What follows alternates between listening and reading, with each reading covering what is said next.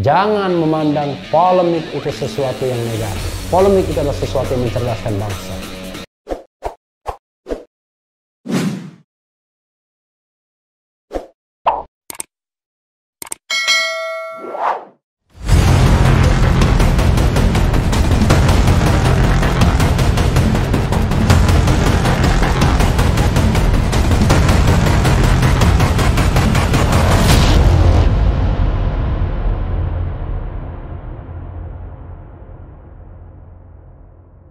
Assalamualaikum warahmatullahi wabarakatuh, Sobat RH sekalian.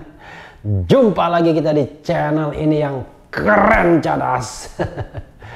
Kali ini saya akan menguber surat dari salah seorang presidium kami, Koalisi Aksi Menyelamatkan Indonesia, Profesor Dr. Din Samsudin, kepada Presiden Joko Widodo atau Jokowi. Soal menanggapi jangan gaduh, jangan buat polemik yang disampaikan Presiden Jokowi baru-baru ini ya. Sebagaimana dilansir oleh Kumparan tanggal 6 Oktober 2020, surat terbuka Din Samsudin untuk Jokowi, .2. Pemerintah tutup mata gelar pilkada. Ini soal pilkadanya, tapi banyak soalnya ya, ini soal kegaduhan. Presidium kami Din Samsudin kembali mengingatkan Presiden Jokowi soal beberapa isu belakangan yang memicu polemik. Kali ini Din membuat surat terbuka soal kegaduhan suatu bangsa dimulai dari diri sendiri. Hitam putih atau baik buruknya seperti gaduh tidak gaduhnya kehidupan sesuatu bangsa sangat tergantung kepada pemimpin bangsa itu sendiri, ucap Din dalam surat terbuka dikutip Selasa 6 Oktober. Salah satu yang disoroti Din adalah gelaran pilkada serentak di 270 daerah yang dipaksakan.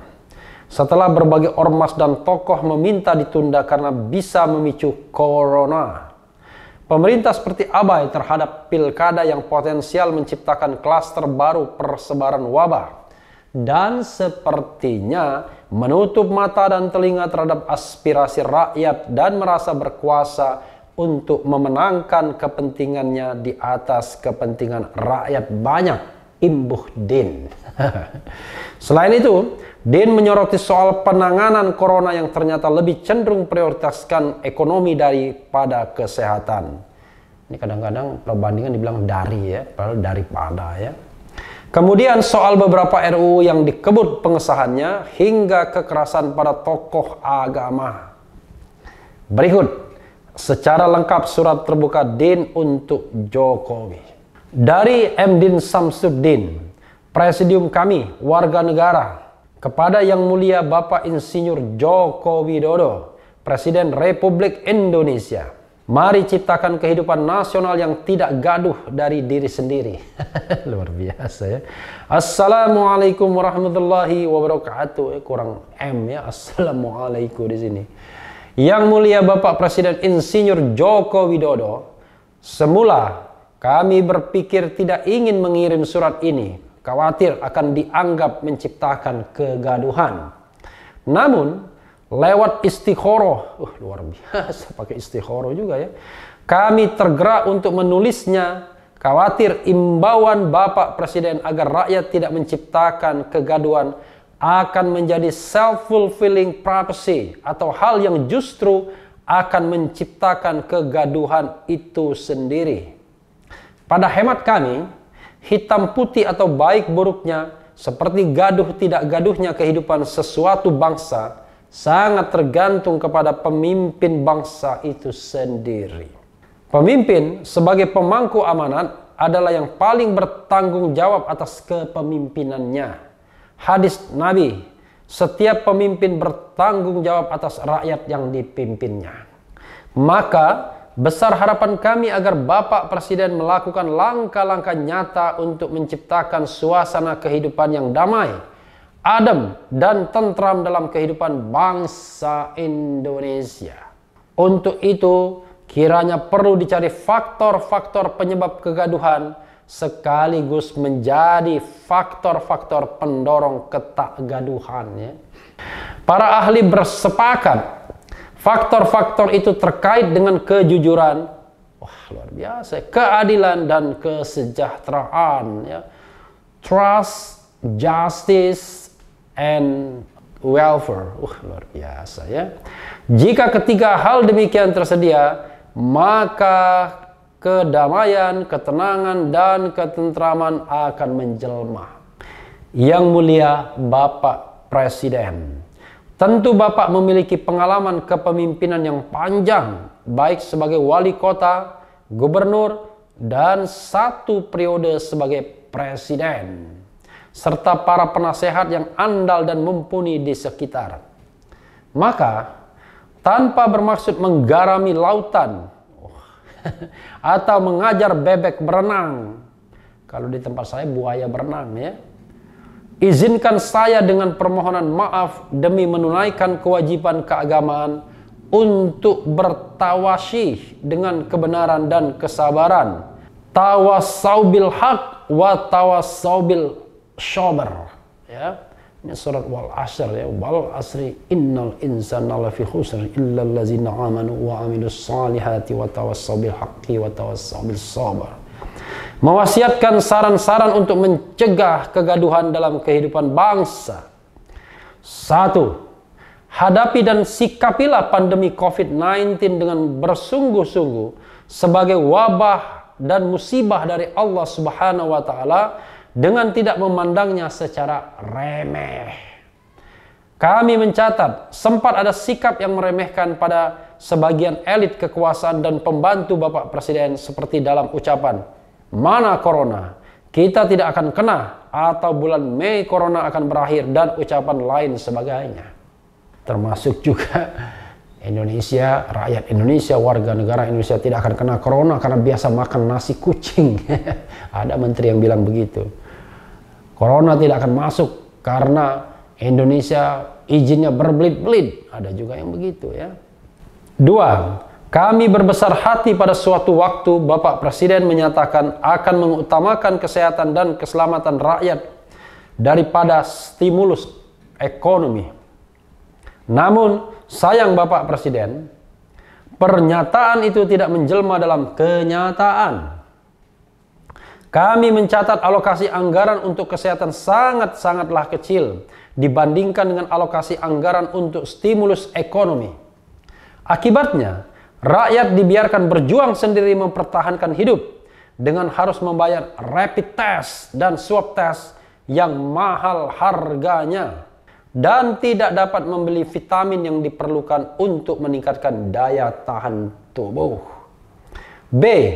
Pemerintah bersama DPR justru bersikukuh untuk melaksanakan pilkada pada 9 Desember 2020 walaupun banyak organisasi masyarakat seperti PBNU, PP Muhammadiyah, MUI, dan majelis keagamaan dan organisasi-organisasi lain mengusulkan penundaan. Pemerintah seperti abai terhadap pilkada yang potensial menciptakan klaster baru persebaran wabah dan sepertinya menutup mata dan telinga terhadap aspirasi rakyat dan merasa berkuasa untuk memenangkan kepentingannya di atas kepentingan rakyat banyak. Kedua contoh di atas bukanlah masalah kecil. Keduanya sangat potensial untuk menimbulkan kegaduhan. Jika terjadi kegaduhan akibat kebijakan yang tidak bijak itu, maka bukanlah rakyat yang salah dan dapat dipersalahkan, tapi pemerintahlah yang sesungguhnya penyebab kegaduhan itu. Ya. Jadi tidak ada anak buah yang keliru, yang salah adalah pemimpin atau komandernya atau komandannya. 3. Kecenderungan pemerintah bersama DPR untuk mengesahkan RUU untuk menjadi undang-undang seperti Undang-Undang Minerba, Perpu yang dikebut menjadi Undang-Undang Keuangan untuk penanggulangan COVID-19, Undang-Undang Ciptaker, Omnibus Law Ciptaker, sangat potensial menimbulkan kegaduhan nasional yang besar. Ya, ketika Undang-Undang Omnibus Law atau RUU Omnibus Law disetujui DPR, banyak kalangan yang memprotes. Bahkan buruh-buruh dikerahkan untuk mogok ya. Sayangnya pemerintah tidak menyadari dan bahkan terkesan mendukung DPR untuk bergesa-gesa mengesahkannya pada waktu malam tanpa membuka ruang bagi aspirasi rakyat seperti KPU memutuskan atau mengesahkan hasil pilpres ya pada malam hari ketika orang sedang terlelap tidur ya. Begitu pula kami menyaksikan arogansi kekuasaan untuk mempertahankan RUU haluan ideologi Pancasila yang walaupun sudah digugat oleh organisasi masyarakat seperti NU, Muhammadiyah, MUI dan banyak lagi karena dinilai merendahkan Pancasila, namun masih termaktub dalam Prolegnas alias Program Legislasi Nasional. Kami tidak dapat memahami apakah pemerintah bersungguh-sungguh ingin menciptakan kegaduhan atau sebaliknya justru ingin mendorong kegaduhan itu sendiri. Wah, luar biasa ya. 4. Sikap politik pemerintah terhadap kasus mega korupsi Jiwasraya yang terkesan ditutup-tutupi, sementara beredar rumor di kalangan masyarakat bahwa pembobolan Jiwasraya melibatkan elit di lingkaran dekat kekuasaan dan dananya patut diduga untuk kepentingan politik pilpres, hal yang harus diverifikasi tentunya ya. Kasus mega korupsi Jiwasraya seharusnya dibawa ke Pansus DPR karena jumlah dananya jauh di atas kasus Bank Century atau Hambalang ya. Namun disangsikan tidak ada niat politik sama sekali. Bahkan pilihan pemerintah untuk mendorong bailout Jiwasraya dengan menyuntikkan dana 22 triliun rupiah akan menjadi skandal keuangan yang besar. Tiadakah Bapak Presiden berpikir bahwa kasus ini akan menjadi pendorong kegaduhan nasional yang besar? 5. Rentetan kejadian yang mengambil bentuk tindak kekerasan, penganiayaan hingga upaya pembunuhan dan pembunuhan terhadap ulama, imam, dai, tokoh agama dan penodaan masjid, musola oleh orang yang mengaku diakui gila atau mengalami gangguan jiwa. Sangat menarik dianalisa bahwa kejadian yang terjadi hampir beruntun itu menjadikan sebagai sasarannya adalah Islam, umat Islam atau lambang-lambang keagamaan Islam. Kejadian serupa pernah terjadi pada saat Pilpres yang lalu, namun tidak ada penjelasan sama sekali tentang kemungkinan adanya aktor intelektualis. Kini terjadi lagi dengan modus operandi yang hampir sama. Sungguh, Bapak Presiden, kejadian-kejadian tersebut dirasakan oleh pihak ormas-ormas Islam. Kebetulan kami berada di dalamnya sebagai bentuk teror mental terhadap umat Islam. Kejadian pada 2018 belum terjelaskan, kini terulang kembali dengan dugaan tidak akan ada penjelasan dan penyelesaian. Mohon peristiwa demikian tidak diabaikan dan kiranya Bapak Presiden perlu turun tangan sendiri dengan menjamin keamanan dan keselamatan para ulama, dai, tokoh Islam. Jika dibiarkan, tidak mustahil mereka akan kehilangan kesabaran untuk menegakkan hukum dengan caranya sendiri. Oh, ngeri banget ya. 6. Ada penyebab kegaduhan yang agaknya tidak disadari, yaitu kecenderungan pemerintah untuk memasung hak demokrasi rakyat. Aparat penegak hukum dan keamanan bersikap tidak memberi perlindungan terhadap organisasi atau kelompok masyarakat yang dijamin oleh Undang-Undang Dasar 1945, khususnya terhadap koalisi aksi menyelamatkan Indonesia kami. Muncul juga akhirnya kami. Aksi penolakan terhadap kegiatan kami di berbagai daerah diyakini bukanlah aspirasi murni, luar biasa, tapi ditengarai patut diduga ada beberapa bukti direkayasa atau didanai oleh pihak tertentu. Dan terhadap aksi mereka itu, Polri tidak menunjukkan profesionalitas dan sikap berkeadilan. Seharusnya Polri melindungi dan mengayomi pihak yang beracara dan mencegah pihak lain untuk mengganggu. Namun yang terjadi di lapangan sebaliknya. Jika hal ini berlanjut, Bapak Presiden, sangat mungkin akan menimbulkan bentrok di antara kelompok masyarakat. Mulai mengeras ini. Adalah sangat tidak fair kalau ada pembantu presiden yang justru menuduh kami menciptakan instabilitas dan mengancam akan melakukan perhitungan. Maksudnya ini dari Muldoko KSP ya. Sungguh Bapak Presiden, inilah pangkal kegaduhan yang mungkin terjadi jika sikap dan tindakan demikian tidak diberhentikan. Sikap demikian pada penilaian kami adalah bentuk represivitas, anti-demokrasi, dan intoleransi yang mengganggu proses demokrasi Indonesia. Gangguan terhadap demokrasi Indonesia semakin diperparah oleh pemberlakuan izin bagi kegiatan masyarakat, seperti disyaratkan adanya izin untuk berkumpul dan demonstrasi, suatu hal yang sudah dihapus sejak era reformasi 1998. Yang mulia Bapak Presiden, sebenarnya masih banyak contoh lain yang dapat kami ungkapkan, tetapi dicukupkan pada 6 butir di atas. Pada dasarnya, kami menyambut baik perintah atau ajakan Bapak Presiden untuk tidak menciptakan suasana gaduh. Namun, pada hemat kami, sebagaimana diungkapkan di atas, hal itu harus dimulai dari pusat kekuasaan itu sendiri. Waduh, enak sekali ya. Penciptaan kedamaian, ketenangan, dan ketentraman nasional meniscayakan keteladanan. Selama ada pembantu presiden yang suka menyalahkan rakyat, menuduh rakyat, mengancam rakyat, merekayasa benturan di antara rakyat, tidak pro rakyat seperti lebih mengistimewakan tenaga kerja asing daripada tenaga kerja bangsa sendiri, maka hanya akan menimbulkan kegaduhan di tubuh bangsa.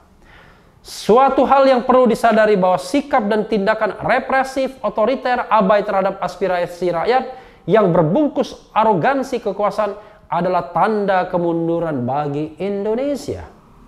Adalah kerugian besar bagi bangsa jika arah jarum sejarah kebangsaan dibalikkan ke masa lampau kala otoritarianisme dan pemusatan kekuasaan berkuasa, baik dalam bentuk constitutional dictatorship, kediktatoran konstitusional, ataupun democratic centralism, demokrasi terpusat atau demokrasi terpimpin zaman Orde Baru ya.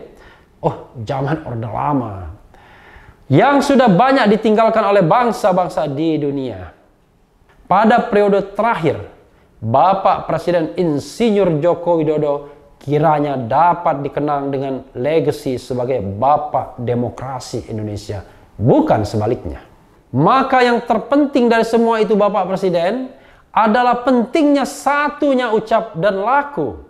Kitab suci mengatakan, mengapa engkau tidak melaksanakan apa yang engkau katakan? Kemarahan besar dari Allah jika engkau hanya pandai memperkatakan perbuatan, tapi tidak pintar memperbuatkan perkataan itu. Wah, luar biasa ya. Memperkatakan perbuatan, tapi tidak pintar memperbuatkan perkataan. Kami semua berdoa ke hadirat Allah Subhanahu wa Ta'ala, Tuhan yang Maha Kuasa, melimpahkan kekuatan lahir dan batin bagi Bapak Presiden untuk mengembang. Kalau mengembang itu mengemban maksudnya amanat dengan penuh amanah, dan agar bangsa Indonesia terhindar dari mara bahaya dan malapetaka. Maka saatnya hati nurani berbicara, dan saatnya hati nurani membimbing dan memimpin kehidupan bangsa ini. Maksudnya hati nurani siapa saja ya. Berharap hati nurani itu ada di Presiden Jokowi atau pemimpin yang akan datang kemudian. Maksudnya begitu saya kira. Wallahu al-musta'an. Salam takzim. M. Din Samsudin. Sobat RH sekalian. Tadi itu surat Din Samsudin kepada Presiden Joko Widodo. Suratnya resmi ya.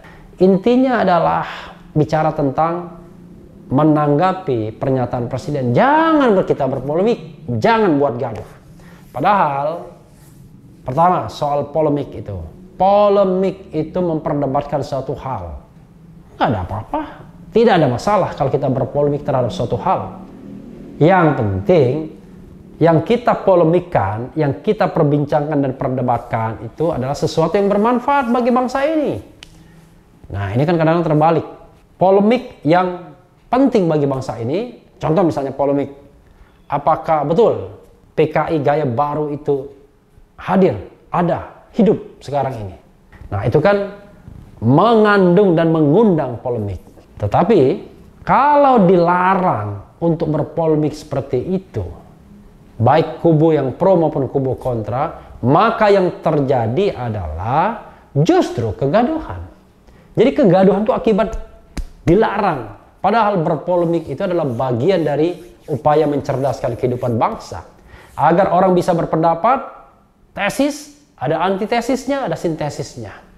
Jadi, sobat RH sekalian, Jangan memandang polemik itu sesuatu yang negatif. Polemik itu adalah sesuatu yang mencerdaskan bangsa.